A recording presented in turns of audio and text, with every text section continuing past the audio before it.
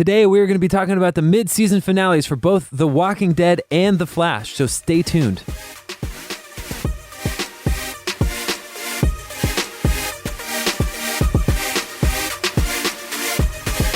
Welcome to The Real Review, sponsored by Parametric and Lazy Ape Studios, where you get some of the latest happenings, real thoughts, and perspectives in the world of film and television. Everybody, my name is Matt Hay, and I'm here with Mr. Joel Cunningham. Hello. How's it going? Good. Much better now. Well done. You got your coffee and a LaCroix. You're doubling up. I'm doubling up. That's crazy talk. It's good. You get the taste of both beautiful things. Crazy talk. So this is our Tube Talk segment where we're going to be talking about the tubes, television, all that fun stuff, and namely the two mid-season finales that we've kind of on the shows that we've been keeping up on. Yes. And we're at this point where there's not a lot happening. A lot of shows are off and taking breaks. A Good Place has been off for like a month. Yeah. It's been a while. And a number of other shows as well. Mr. Robot's about to wrap up. We're about to get a new season of, we just get a new season of The Crown. We're about to get a new season of Black Mirror. Yeah. On Netflix. True. I don't know what the date. Do we have a date for that? I believe it's December 28th. Okay, cool. I'm done with that. I like Black Mirror. End of the month, yeah. All right. Excited for that. That is good. And nervous, I should say. Nervous. Yeah, a little bit. You never know what you're going to get with a Black Mirror show. That's true. But I am excited about it as well. Yes.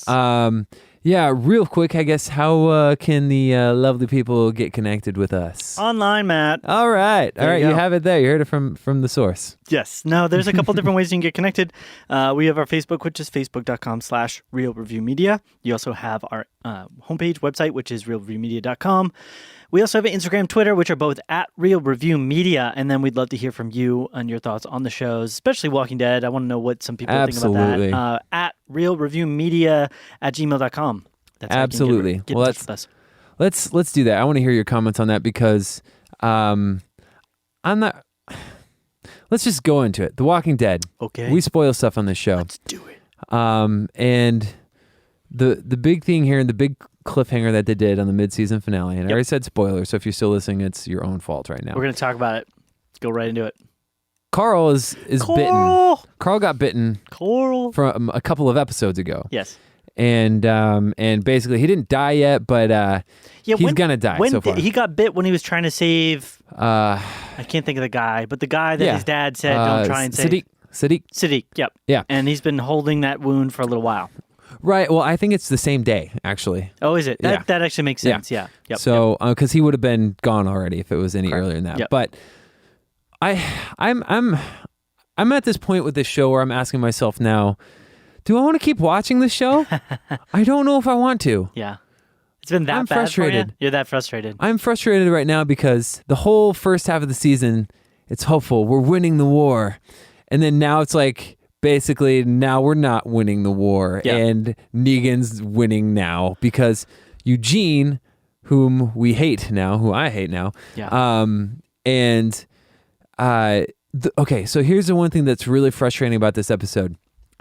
Tara and Daryl, they are the reasons why the Saviors got out of the complex. I forget the guy's name in the show. Nobody directly mentions that. The guy with the scarred face. Yeah, it's Dwight. He mentions that it's kind of their fault, but it's also Eugene. Well, he said he didn't even say their fault. He just said it was Eugene. Yeah. It's really, the walkers would have still been out there. Right. Yeah, they haven't really explained what Eugene did yet. So frustrating. So I'm really irritated what he did.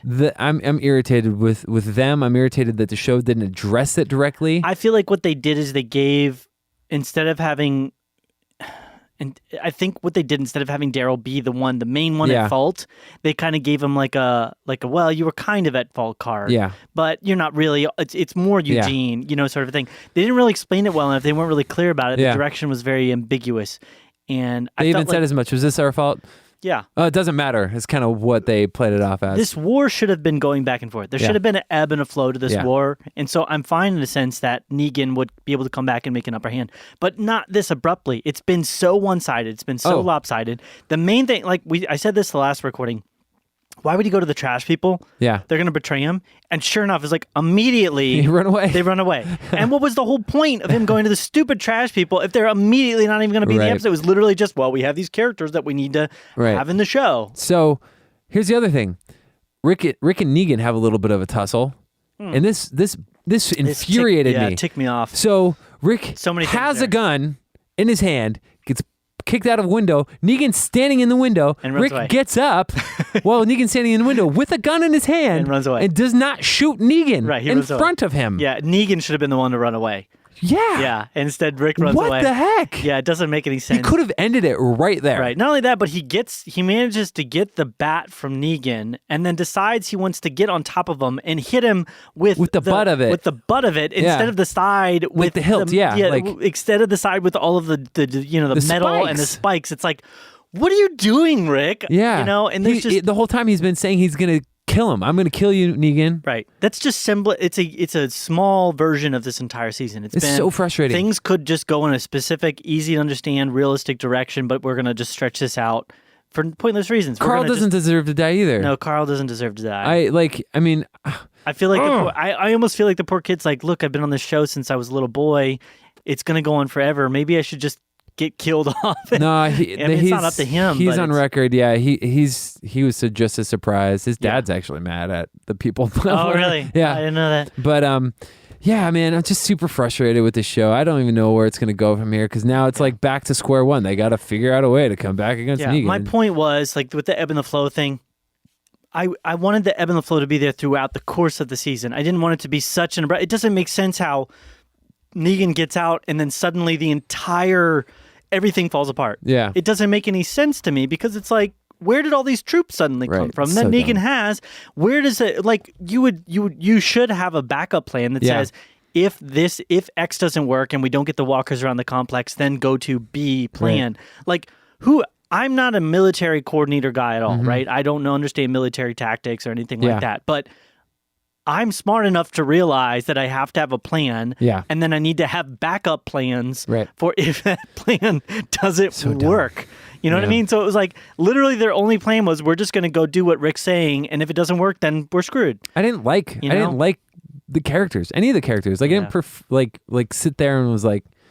At this point, you don't. I mean, there was characters that I kind of liked. I mean, I kind of liked Michonne because I felt like she was trying to rise above it, but she's gone off the deep end now, and she just kind of betrayed Rick, and then now she's freaking out on the guy and chopping him into little bits. And I was like, where are you suddenly getting all freaked out about? And like Rick is just such a blah character to me at this point. Rick, he could have ended it in that episode. Don't know what happened. Don't know what thought. But he had a gun. I was literally looked at the TV. I was like. You have a gun in your hand. He's standing in front of you. Why are you running away? What is Why are you running? happening? Why are you running? It's from my YouTube oh my video. gosh. Anyways, I'm frustrated. Yeah. I started this season a little optimistic, then got progressively more and more frustrated, and this did not help in any way. And they brought back one of my least favorite aspects of this season so far out of the many, but one of my least, which is the slow motion close-ups of the people's faces, which is just, to me, it's blatant filler. Yeah. Like, I was watching the episode. It was a long episode, too. Right, I had my remote control, and I'm literally skipping 15 seconds. And it would literally just be a person walking, I would skip 15 seconds, and they would just be slightly further walking. And then skip 15 seconds, and they'd be in another spot. Yeah. I mean, they showed Carl wandering around Xavier or whatever, not Xavier, Alexandria. For I'm not even kidding, probably 10 to 15 minutes of this episode was just him wandering around. Yeah. And I'm like, you're not progressing the story at all. You're literally just having him wander. And I've already seen, I know what's happening. They could have had the threat of Negan and the turnover of arms happen immediately. Yeah. They didn't need to build it up slowly with this buildup of the threat again. It's like, we know that Negan is a threat at this point. So none of it was fulfilling. It all just felt super elongated, super stupid. And the big twist at the end of, Coral being bitten is not a twist to me. It's like we knew the biggest twist that they have in the show is that people are going to die. Yeah. That's the biggest trump card that they have. And at this point, I don't think there's any character that I would be shocked if they died. Negan would actually been shocking. If they had killed him, I would have been like, wow, I can't believe they killed Negan. Yeah.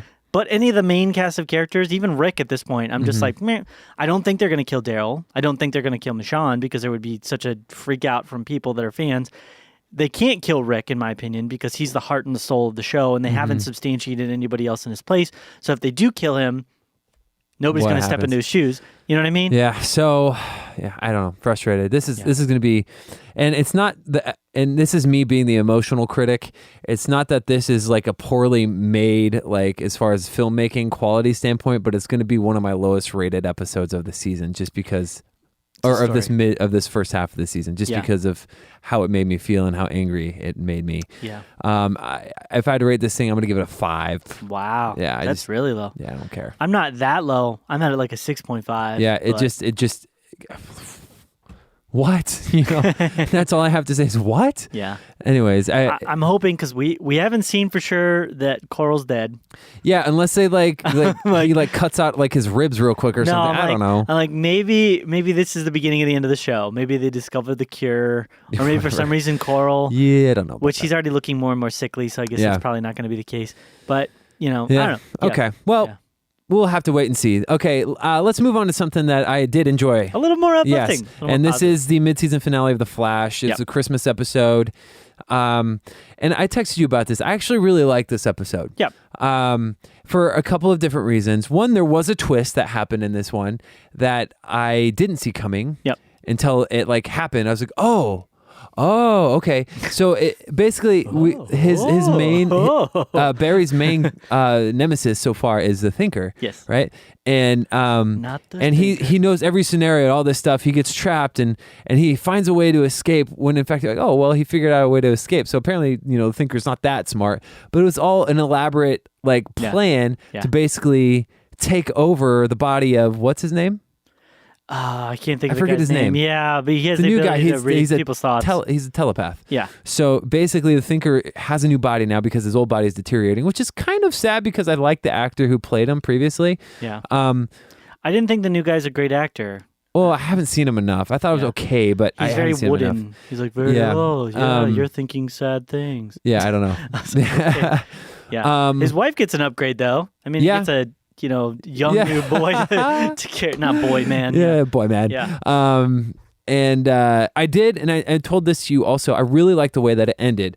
I like the way this is the first time where we get a really tough spot that Barry is in. Not the Flash. Yeah. Barry is in a really tough spot. He's in a tough spot with the law. Yeah. Because he got framed for the murder, which I didn't see that part coming. Yeah. Of DeVoe. Right. Because DeVoe basically gave up his body to take this new one. Yeah. And Barry chose to not run away. Right.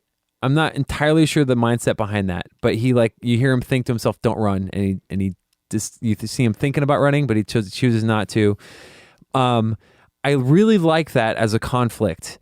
Yeah. You can't. The way that I saw that is that I don't know how valid this is, and he's probably making this, which is split second for him, a minute, but. I think he was thinking that he didn't want to be separated from what's her face? Iris. Yeah. And he looked at the photo and he realized that if he ran, he wouldn't be able to come back. Right. So at least if he stays, he can face it and he can potentially be with her. But he's also the Flash, so he could literally see her whenever he wants. He could leave he could face her at the jail wall if he needs to. That was my thinking. I'm like, bro, you can run away. There's no reason that you have to stay here. Mm-hmm. He could have done that thing where he makes himself invisible, where he's his new power is that he can stand in one spot and make himself invisible. Because he's there, it doesn't make the situation any better for him. It makes, if anything, it makes the situation worse. Right. Because then all they would have known is that there's a body that's in the room, and that's it. But they don't know for sure. They could have been Iris was just as guilty potentially as him. Right. So. Yeah. But there's not the history with him and DeVoe where he was the stalking. So it makes him look worse. But at least now it's you're in the room with the dead body. Yeah. That looks a lot more circumstantial. Yeah. I like it. So I like it as a conflict. It's not I agreed. It's a serious conflict, but it's not life threatening like every other conflict has been. I felt like right. And it's not some sort of weird, stupid time loop conflict of it's just real world. Crap, stuff. I went into the past and I've got it. Yeah. It's a mental game. That he's got to figure out how to overcome, and this is the first one in a while that we've had to see him overcome. Excuse me. I'm burping. No, it's all good. So LaCroix's and the soda. Yeah. Anyways, I enjoyed it. I like this as a cliffhanger. Yeah. I will say this. I like the way they're taking Dibney a little bit.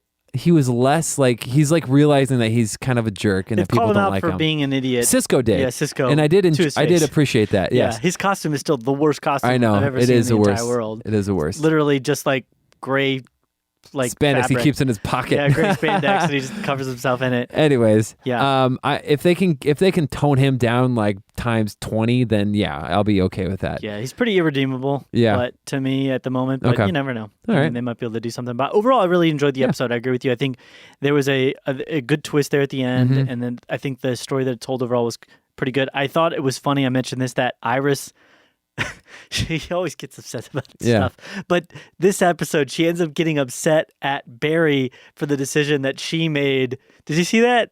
For which part? So she has to make the decision to choose either to save Caitlin or Barry. And she decides that she's going to save Caitlin. Right. And Barry comes back and she gets mad and she said, I'm upset. Like she's upset that she had to make the decision to save Caitlin over Barry. And she's like mad at Barry, and he has to like.